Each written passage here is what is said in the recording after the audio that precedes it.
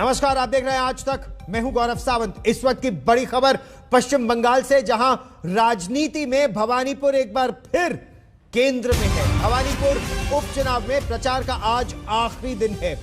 यहां से ममता बनर्जी बंगाल की मुख्यमंत्री चुनाव लड़ रही हैं। बीजेपी ने प्रियंका टिब्रेवाल को मैदान में उतारा है।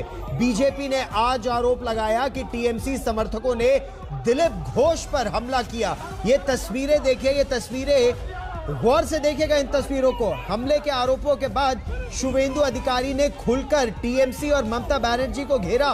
कहा उनके लोग डरने वाले नहीं हैं। हंगामे के बीच सुरक्षा कर्मियों ने पिस्तौल, देखिए सुरक्षा कर्मियों ने पिस्तौल लहरा दिया। बवाल और बढ़ गया।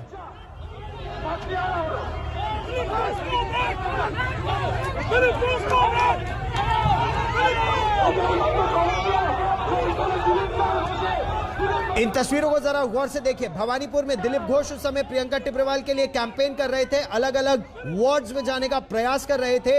उनका यह आरोप है, बीजेपी का आरोप है कि तृणमूल कांग्रेस के कार्यकर्ता उन्हें प्रचार नहीं करने दे रहे थे। और इसको लेकर टीएमसी और बीजेपी में जब झड़प हुई तो सुरक्षा कर्मियों ने, जो दिलीप घोष की सुरक्षा में तैनात सुरक्षा कर्मी थे, गौर से देखिए, उन्होंने हथियार निकाल दिया। और यह हथियार, पिस्तौल जब आप निकाल लेते हैं, स्पेशली अगर आप पर्सनल सिक्योरिटी डिटेल होते हैं किसी वीवीआईपी की, तो इसका मतलब वीवीआईपी की जान को खतरा है या खतरे का अंदेशा बड़ा है।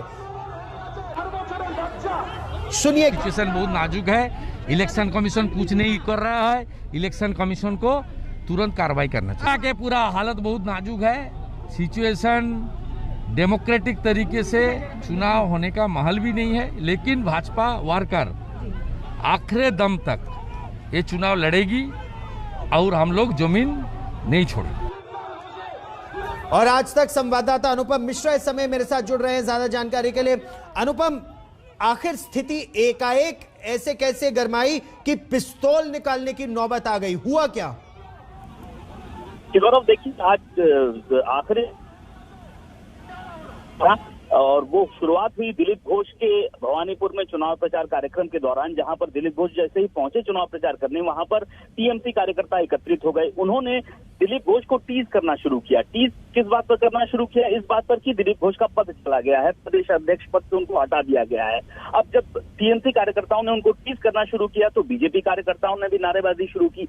ये नारेबाजी दोनों पक्षों से जैसे ही शुरू हुई, माहौल गरमाने लगा और इसी बीच और ज्यादा टीएमसी कार्यकर्ता वहां पहुंच गए। उन्होंने अचानक से दिलीप घोष को घेर लिया, धक्का मुक्की शुरू हो गई। और इसी दौरान दिलीप घोष को उस स्थिति से निकालने के लिए जो सुरक्षा कर्मी हैं दिलीप घोष के, उन्होंने अपनी पिस्तौलें निकाल ली और पिस्तौल लहरा के दिलीप घोष को वहां से वो निकाल के ले गए। और जैसे ही दिलीप घोष को वो निकाल के ले गए, उसी दौरान झड़प शुरू हो गई बीजेपी और टीएमसी कार्यकर्ताओं में। एक तो बीजेपी कार्यकर्ता घायल भी हो गए इस झड़प में। गौरव।